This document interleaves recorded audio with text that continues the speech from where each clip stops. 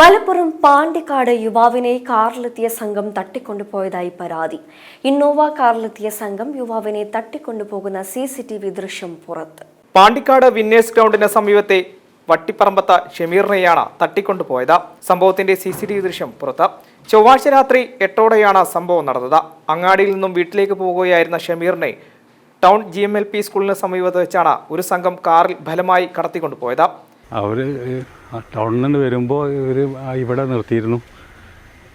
ഒരു ഇന്നോവ വണ്ടി വന്നിട്ട് അവിടെ ബ്ലോക്ക് ചെയ്ത് അവനെ പിടിച്ച് വണ്ടിയിൽ കയറ്റി കൊണ്ടുപോയി എന്നുള്ളതാണ്. അത്രേ അറിയുള്ളൂ. അദ്ദേഹത്തിന് അവിടെ ബിസിനസ്സാണ്, ഫാർമസിയാണ്. അങ്ങനെ വേറെ 1-2 ബിസിനസ്സുകളുണ്ട് പല ഐറ്റംസായിട്ട്. അത്രേ അറിയുള്ളൂ. സാമ്പത്തിക പ്രശ്നം ഉണ്ടോയെന്ന് അറിയില്ല, അതെന്താണെന്നും അറിയില്ല.